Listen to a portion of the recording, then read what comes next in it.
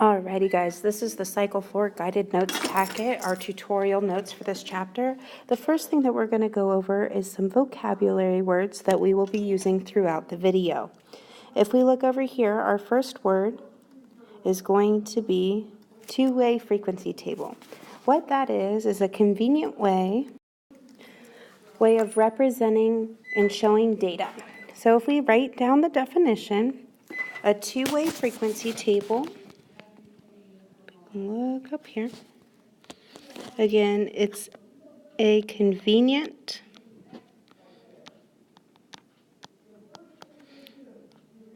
way to show data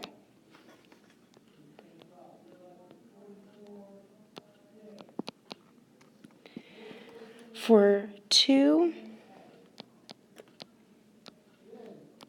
categorical variables.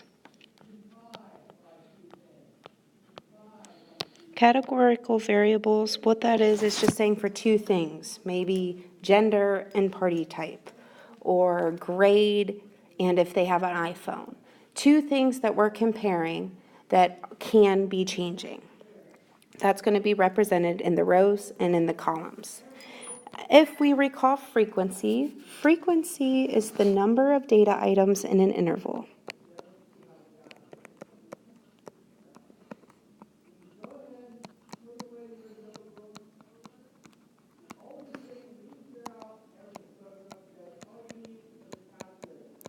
Or another way to say that, remember, is how often something occurs, the frequency. If it's frequent, it occurs more often.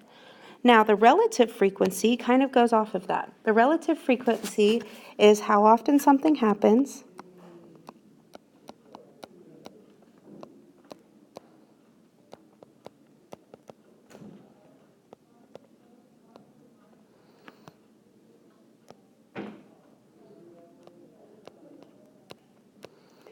over all of the outcomes.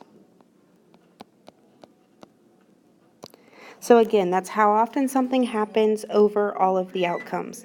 The last word that we have is relative percentage, and that is the relative frequency represented as a decimal. So the relative frequency represented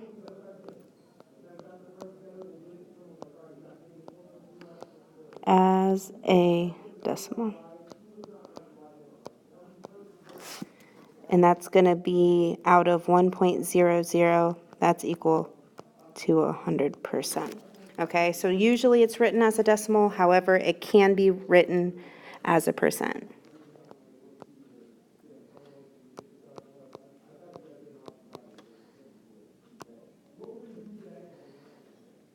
So if we look through our different examples, we're going to go over, I believe it's 4 examples today. So if we look down here at example 1, the first thing is just interpreting a two-way table. So it's already created and we need to answer some questions. So if we look at our table and we look over here, we have the 2 different variables. We have party type and we have gender. We're comparing males and females and how they answered what type of party that they like. So if we look at the questions below, the first question asks us, what type of party would you plan for them and explain why? So this is asking which is the most frequent, which one has the highest frequency, which one occurs most often. So if we look here, the total number is 26. We need the type of party, so we need to look over here, that has the most. So if we look over here, skating has 14. So I would say that I would throw a skating party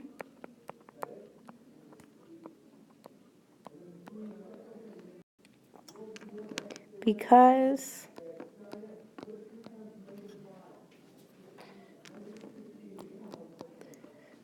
the relative frequency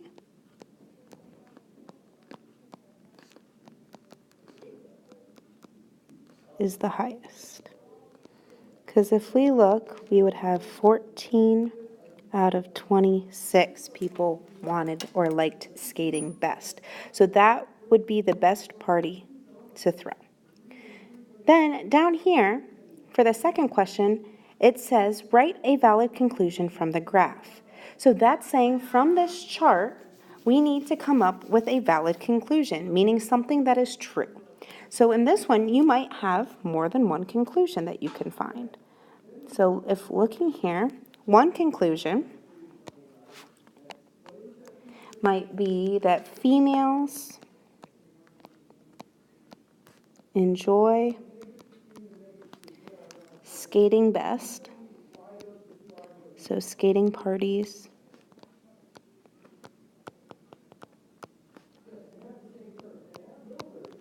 another one might be that males enjoy dancing parties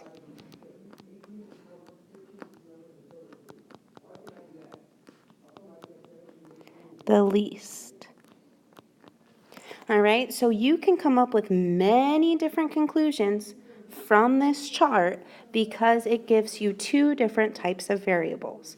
So make sure when you're looking at this chart, the totals are of each row and each column, and then you can use the data looking at the left and the top to see what the two variables are. Let's go ahead and do example 2. Example 2 is completing a two-way table. So it says 8th grade students were asked whether they participate in an after-school activity. Complete the two-way frequency table below. So if you see, we have after-school activity, and that's either yes or no, and that's up here. And then our other variable is the gender. Were they male or female? So if we look here, the total number of people interviewed or people surveyed was 187. And we know that we have 195 female. So we need to do 187 minus 95 to get our total. And that total is going to be 92. Then, if we look at going across, we have a total number of 92, and then we know that 40 of them are no. So 92 minus 40 gives us 52. Then we can work our way down on the yes column, and we have 52 plus some unknown number is equal to 102. So we know that 52 plus 50 would give us 102. Then we go ahead and fill in the rest of our data points. So 50 plus 45 would give us that 95. And then 40 plus 45 is 85.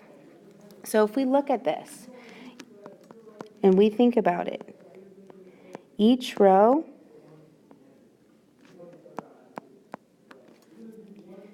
and column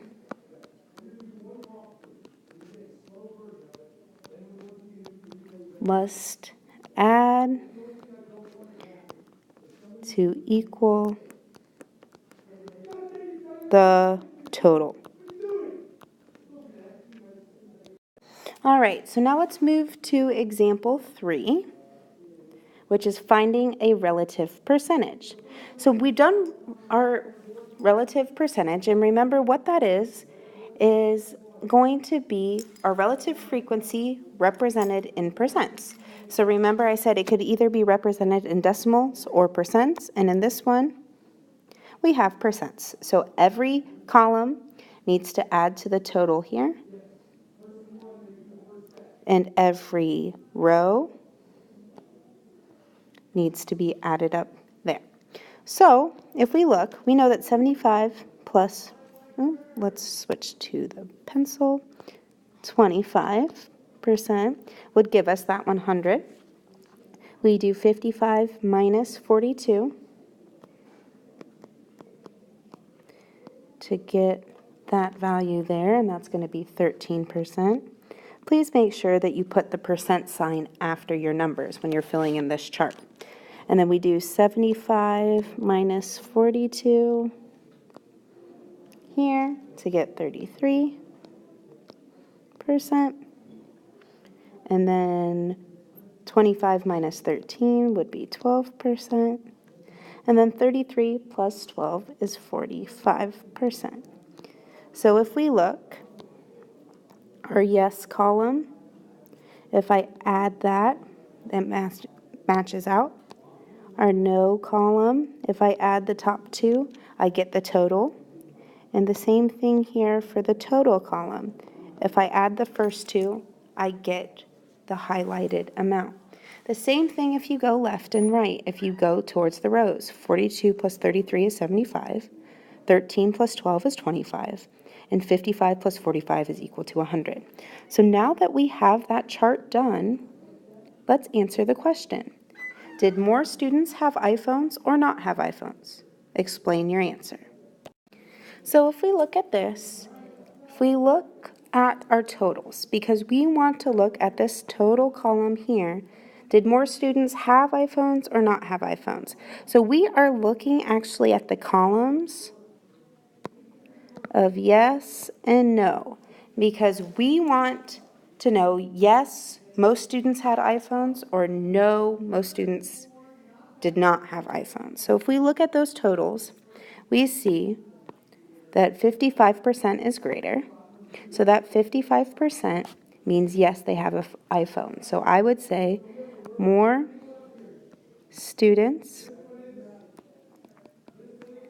have iPhones because 55% of students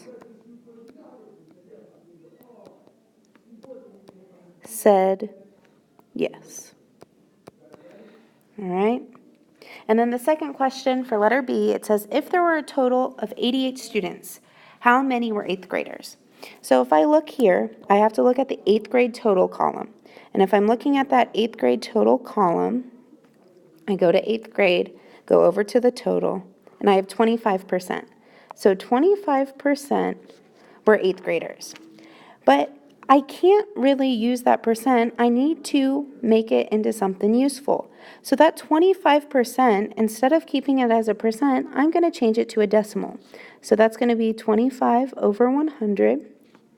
And so 25 divided by 100 is 0.25, or 25 hundredths, okay?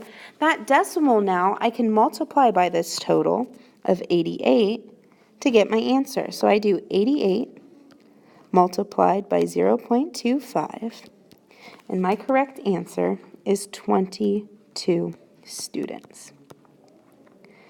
So I would say 22 students are 8th graders. Okay, so 22 of those students are 8th graders. Let's look at this last example. So looking at example 4, it's finding the relative frequency. Remember, the relative frequency, like we said before, is our event or outcome over the total. So we are going to divide the number that we have divided by the total. And this is represented with decimals, okay, kind of as a percent. That's why they add up to 1. So if we fill this out, we have 0.51 plus 0.27, and so we're going to get 78. Then we know that 0.78 plus our no row is going to equal 1, so that has to be 0.22. Then we go through 0.51 plus this no cell is equal to 0.70. So we know that that needs to be 0.19. So that means that to finish out the no column, we need 0.03. And lastly, our total would be 0.30. So relative frequency, the way that they found that is going to be the event of the outcome divided by the total. So it used some of the information previously given to help find those relative frequencies. All right, now if you can go ahead and try these problems, you have number 1 and number 2, number 3 to do on your own, and those will be checked, so please take them to your teacher and try out the on your own. Once you're done with those, that is the conclusion of your notes, and you can get a signature on these. Again, this is the Cycle 4 tutorial, and now go ahead and work on those try your own problems.